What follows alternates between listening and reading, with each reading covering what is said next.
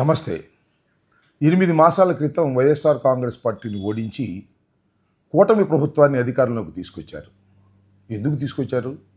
వారిచ్చినటువంటి హామీలను అమలు చేయడానికి, లేదా వారి మేనిఫెస్టోని అమలు చేయడానికా, లేక చంద్రబాబు నాయుడు గారి కుమారుడైనటువంటి లోకేష్ గారు రచించినటువంటి రెడ్ బుక్ని అమలు చేయడానికా అనేది అర్థం కాని పరిస్థితిగా ఉంది. ఎందుకంటే నిన్ననే వంశీని అరెస్ట్ చేశారు, కోర్టులో ప్రొడ్యూస్ చేశారు. చాలా పండుగ చేసుకున్నారంటే నమ్మండి. ఎప్పటి నుంచో రెడ్ బుక్లో మొదటి పేజీలో లోకేష్ గారు రాసిన మొదటి పేరు వంశీ. ఆ వంశీని అరెస్ట్ చేయడం కోసం చాలా కుట్రలు, కుతంత్రాలు, కేసులు పెట్టారు. కానీ చట్టాన్ని ఆశ్రయించడం, న్యాయస్థానాన్ని ఆశ్రయించడంలో వంశీ మిస్ అవుతూ వచ్చాడు. కానీ హఠాత్తుగా కేసు రిజిస్టర్ చేశారు. ఇమీడియట్గా వెళ్ళి పట్టేసుకున్నారు, తీసుకొచ్చారు, కోర్టులో ప్రొడ్యూస్ చేశారు. మొత్తానికి శాంతించారు. ఒక విధంగా ఈనాడు, ఆంధ్రజ్యోతి, ఎల్లో మీడియా, చంద్రబాబు నాయుడు, లోకేష్ యొక్క చుట్టుపక్కల ఉన్నటువంటి మిత్రులు పండుగ చేసుకున్నారంటే నమ్మండి. కక్ష తీర్చుకునేటటువంటి కార్యక్రమాలు చేస్తున్నారు. అంటే కక్ష తీర్చుకోవటానికి ఎక్కువ సమయాన్ని ఈ ప్రభుత్వం వాడుకుంటుందనేటువంటి ఒక దుష్ప్రచారం జరిగేటటువంటి పరిస్థితి ఏర్పడింది. దీన్ని దయచేసి గమనించాలని కూడా ఈ సందర్భంగా నేను మనవి చేస్తున్నా. నిన్న మేము డీజీపీ గారి దగ్గరికి వెళ్ళాం 2 విషయాలను రిప్రజెంట్ చేయడానికి. ఒకటి అబ్బాయి చౌదరి గారిది, రెండవది వంశీ గారిది. ఈ రెండింటిని రిప్రజెంట్ చేయడానికి వెళ్తే మాకు సమయం ఇచ్చారు, కానీ రిప్రజెంటేషన్ మాత్రం తీసుకోకుండా అవమానపరిచారు. మేము చాలా అవమానంగా ఫీల్ అయ్యాం. ఆ విషయాన్ని కూడా మీడియాలో చెప్పాం. ఇవాళ చింతమనేని ప్రభాకర్ గారు మాట్లాడుతున్నాడు, చాలా విషయాలు మాట్లాడాడు. ఆయన కోపం వచ్చేట్టుంది. నేను నిన్న మాట్లాడినప్పుడు చింతమనేని ప్రభాకర్ గారి గురించి అంతా తెలుసు అన్నాను. నాకేం తెలుసు ఏమిటి అని ఆయన కోపం వచ్చి నన్ను కూడా కొన్ని మాట్లాడినాడు. ఏమన్నాడు ఒక మాట చూడండి. నిన్నేదో పెద్ద పోటుగాళ్ళలాగా అంబటి రాంబాబు, మీకు తెలుసు కదా రాంబాబు అంటే అంబటి. రాత్రిపూటేమో ఆయన కామబాబు, పగలపూటేమో రాంబాబు. రాత్రి ఏమో కాంబాబునంట, పొగలేమో రాంబాబునంట. మరి రాత్రి కాంబాబుగా ఉండటానికి నాకేం సహాయం చేశాడో నాకు అర్థం కాల. నేను చెప్పింది అదే, అందరికీ తెలుసు అంటే నీ నోటి దూల అందరికీ తెలుసు అని. పోయినసారి తెలుగుదేశం ప్రభుత్వం డ్యామేజ్ కావడానికి తమరి నోటి దూల కూడా ఒక కారణం అనే విషయాన్ని మీరు గమనించకపోతే మనం ఏం చేస్తాం? 8 మాసాలు కాముగా ఉన్నారు. 8 మాసాల తర్వాత మీ నిజ స్వరూపాన్ని బయటపెట్టే కార్యక్రమం చేస్తున్నారు. అబ్బాయి చౌదరి గారి కారు కాస్త అడ్డం ఉందని రాష్ట్ర సమస్య చేశారే, ఆయన మీద హత్యా ప్రయత్నం కేసే పెట్టే కార్యక్రమం చేస్తున్నారే. ప్రభుత్వం మీ చేతిలో ఉంది కదా అని మీరు ఉపయోగించుకుని ఏది పడితే అది చేయాలని అనుకుంటే ప్రభుత్వం శాశ్వతంగా మీకు ఉంటుందా అనేది ఒకసారి గుర్తుపెట్టుకోండి. ఒకసారి గెలిచారు, ఒకసారి ఓడారు, మీ ప్రభుత్వం పక్కకు పోయింది. అప్పుడు కూడా మీకు అనుభవం రాకపోతే ఏం చేస్తాం చెప్పాలని కూడా ఈ సందర్భంగా మనం చేస్తాం. అంతేకాదు, మళ్ళీ నా మీద కోపం వచ్చేసి ఎక్కడి దాకా వెళ్ళాడంటే, కోడెల శివప్రసాద్ గారి మరణానికి నేనే కారణం అన్నాడు. నేను జగన్మోహన్ రెడ్డి గారు కారణమని, ఆయన మీద అపవాదులు వేయటం వల్ల ఆయన ఆత్మహత్య చేసుకున్నాడని, 306 కేసు పెట్టి కంప్లైంట్ పెట్టి నన్ను లోపలేపిస్తాననేటువంటి మాటలు కూడా మాట్లాడారు. దీనికి కారణం ఆ రోజున ఈ అంబటి రాంబాబు, ఈ జగన్మోహన్ రెడ్డి, అప్పుడున్నటువంటి అధికారులే బాధ్యత వహించాలి. వాళ్ళ మీద 306 సెక్షన్ వస్తుంది.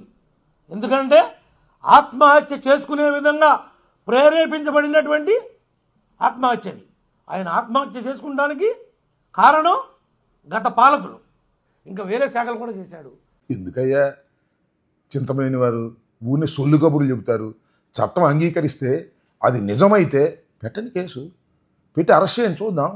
ఎందుకు ఊరిని సొల్లు మాటలు మాట్లాడే కార్యక్రమం, ఏదో మిమ్మల్ని ఏదో అన్నానని చెప్పేసి లేనిపోని విషయాలన్నీ మాట్లాడేటువంటి ప్రయత్నం దయచేసి చేయవద్దని కూడా మనం చేస్తున్నాం.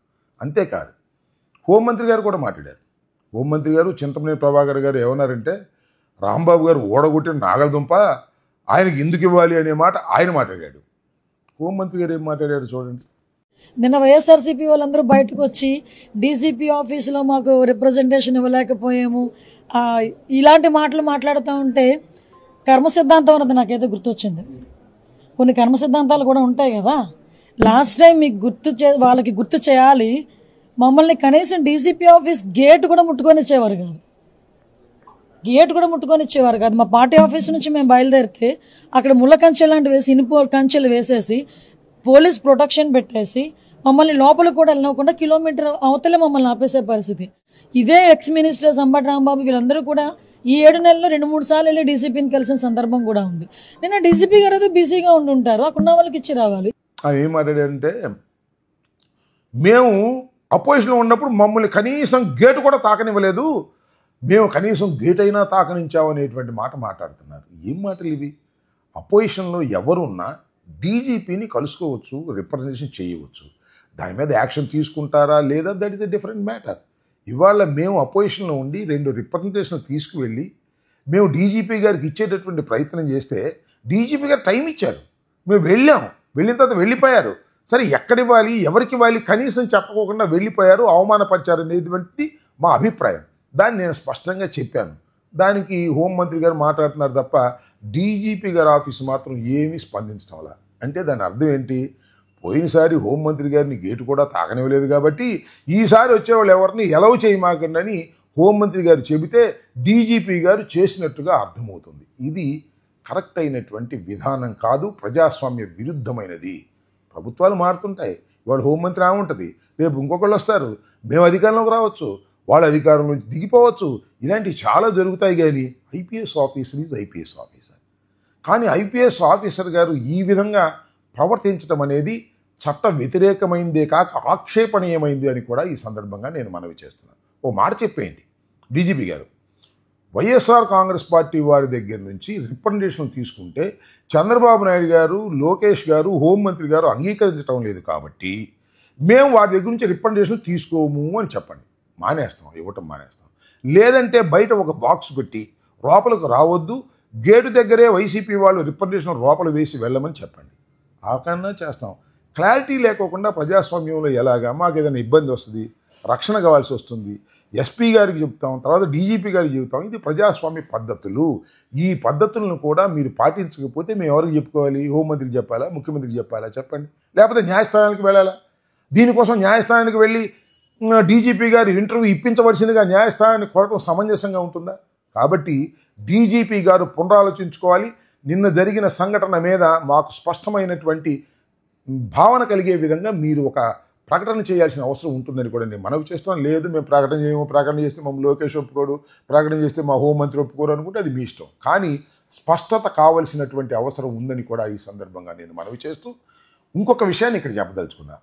ఇవాళ వంశీని అరెస్ట్ చేసింది గన్నవరం తెలుగుదేశం పార్టీ మీద దాడి కేసులో కాదని, అది కేవలం ఒక ఫాల్స్ కేసు, మొన్ననే పెట్టి అరెస్ట్ చేసినటువంటి కేసు అనేది ప్రజలు గమనించాలని కూడా ఈ సందర్భంగా నేను మీ ద్వారా వారికి చెప్పదలుచుకున్నాను.